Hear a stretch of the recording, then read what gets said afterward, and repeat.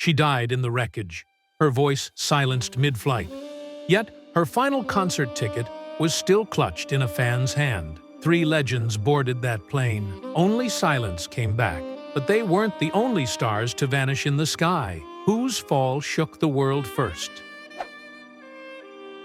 He made America laugh, until the sky tore that smile away. In 1935, Will Rogers boarded a plane with famed aviator Wiley Post for an experimental flight over Alaska. The aircraft, a modified Lockheed Orion, lost control near Point Barrow. It slammed into the tundra, killing both men instantly. Rogers wasn't just another actor, he was the moral compass of Depression-era America, the cowboy philosopher who offered wit when hope was running dry. His death didn't just shock the public, it gutted it. Newspapers ran black borders. Radio stations went silent. Even Congress held a moment of mourning. The man who once joked that he never met a man he didn't like became a symbol of the fragility of joy. And just when America thought it couldn't lose anyone more beloved, a voice from Argentina would vanish in fire.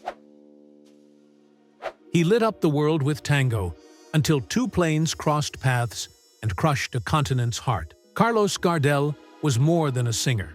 He was Argentina's soul. On June 24, 1935, he boarded a Ford trimotor in Medellin. As the engines roared, another plane clipped them during taxi. Seconds later, both aircraft were engulfed in flames. Gardell, along with his band and manager, died instantly. The smell of burning sheet music haunted the runway. In Buenos Aires, fans wept openly in the streets.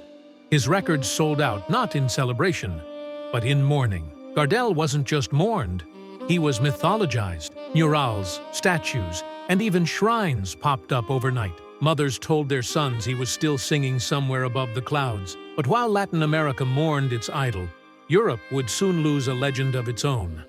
This time, not by accident, but by war. They said it was a routine flight, but the Nazis saw a threat and pulled the trigger. Leslie Howard, the suave British actor from Gone with the Wind, boarded Boise Flight 777 in 1943, en route from Lisbon to Bristol, but the plane never arrived. German fighter pilots shot it down over the Bay of Biscay, killing all 17 aboard. The official story? Mistaken identity. The rumor? Howard was on a secret mission. Some say Hitler believed Churchill was aboard. Others insist Howard's anti-Nazi broadcasts made him a target. Whatever the truth, Britain lost more than an actor. They lost a voice of resistance. Howard had traded red carpets for propaganda reels, using his fame to rally morale. His death sent shockwaves through both Hollywood and wartime Europe. And just when it seemed no loss could feel more targeted, a country girl with a haunted voice would meet her fate in the clouds. She sang like she'd already lived 100 lives and died before she could finish her own. Patsy Cline wasn't just a country star, she was country music. On March 5, 1963, she boarded a small plane after a benefit concert, eager to get home. The skies didn't cooperate. Flying through a storm near Camden, Tennessee, the aircraft spiraled out of control and slammed into a wooded hillside. Everyone on board was killed. She was just 30. Patsy had once survived a near-fatal car crash. She wore the scars proudly and joked that death had already shaken her hand. But this time, there was no warning. Fans were gutted. Her final single, Sweet Dreams, hit the charts after she was gone, turning every lyric into a ghost note. The industry mourned, but the silence didn't last long. A teenage boy with a borrowed guitar and a flipped coin was about to rewrite music history and vanish just as fast. He wasn't supposed to be on the plane. A coin flip sealed his fate. Richie Valens was just 17 when his star exploded. With La Bamba, he brought Mexican folk music to American rock, and the world took notice. But on February 3, 1959, after a cold, miserable tour stop in Iowa, a last-minute coin toss earned him a seat on a small charter flight. Minutes after takeoff, the plane slammed into a frozen field. He died alongside Buddy Holly and the Big Bopper. The press called it the day the music died. But for Richie's family, it was far more personal. He was their pride, their firstborn success story. Gone before his debut album even finished climbing the charts. His mother never recovered. Fans never forgot. And yet, somehow, the biggest name on that flight hadn't even reached his peak. His glasses would be found in the snow, right next to a shattered dream. His music shaped a generation, but the skies had other plans. Buddy Holly wasn't just a rock star, he was a blueprint. At 22, he'd already transformed the sound of American music with hits like That'll Be the Day and Peggy Sue. But on that frozen night in 1959, desperate to escape the bone-chilling tour bus, Holly chartered a small plane. He hoped for rest. What he got was a death sentence.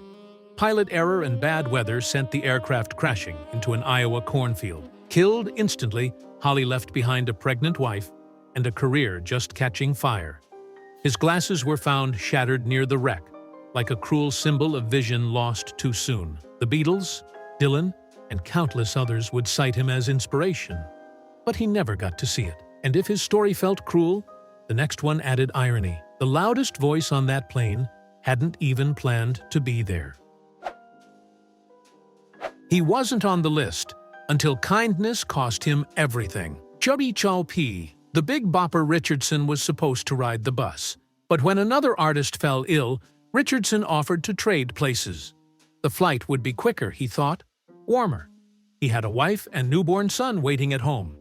That single gesture placed him aboard the doomed plane with Buddy Holly and Richie Valens. When the aircraft crashed into that icy Iowa field, his body was thrown farthest, nearly 40 feet. Fans mourned the loss of his booming voice and playful charm, but behind the headlines was a deeper tragedy. His young family left without a father, and a career just beginning to blossom was buried beneath snow and static. His biggest hit was Chantilly Lace, full of swagger and laughter. But there was no punchline in how he left. And if a coin toss and a seat swap could rewrite fate, imagine what happened when the pilot was the star. He trusted his own hands more than anyone else's, until the sky turned against him. Jim Reeves wasn't just a singer. He was the voice of smooth country elegance. In July 1964, flying his own plane through a thunderstorm near Nashville, he radioed in calmly and then vanished. Moments later, wreckage was scattered across a forest. Reeves, along with his manager, was gone. He'd piloted planes many times before, confident and composed. But this flight ended with silence. Fans were stunned. His velvety baritone, famous for "He'll Have to Go" and "Welcome to My World," suddenly felt like a voice from another dimension. Posthumous album sales soared, but his wife was left widowed, managing a musical empire wrapped in grief. His songs played on radio for decades, haunting in their warmth. And yet, just as the industry reeled from losing its gentleman crooner, a rising British actress boarded her own final flight, unaware her name would soon fade into legend. She played dreamers, rebels, romantics, never knowing her final role would be heartbreak itself. June Thorburn was one of Britain's brightest rising stars, a magnetic screen presence with eyes that seemed to know something you didn't. In 1967, she boarded Iberia Flight 062 while pregnant with her second child. The aircraft struck high ground in Sussex during descent, plunging through the fog, killing all on board. She had just wrapped a new film. Critics whispered she was on the verge of international breakout. But instead of movie premieres, headlines screamed tragedy in the skies. Her daughter never met her. Her unborn child died with her. And the British film industry lost one of its most promising lights in an instant. Her name slowly faded from the public eye, but to those who remembered, she was more than a tragedy. She was a promise never fulfilled. And that ache, the ache of potential undone, would soon stretch all the way to Brazil. She was Brazil's brightest flame until an international stage became her funeral pyre. Leila Diniz lived loud. She was bold, unfiltered, and fearless, a defiant force in Brazil's conservative media scene.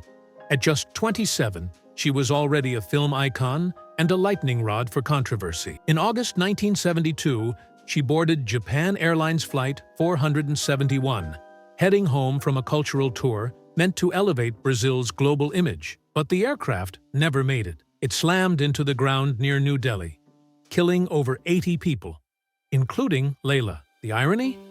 She'd been sent abroad as a symbol of Brazil's new modern woman. Instead, she returned in a coffin. The nation mourned, but censors still whispered that she had flown too close to the sun. Her death became political, poetic, and polarizing. And while Brazil tried to reconcile with the hole she left behind, across the Atlantic, another voice, gentler, quieter, was about to be lost in the trees of Louisiana. They soared for applause, but fell in silence. Some were legends already, others just becoming names worth remembering. The sky took them all without warning, but their echoes remain, in records, in reels, in hearts. If these stories moved you, don't let them vanish. Subscribe and help keep their memory aloft.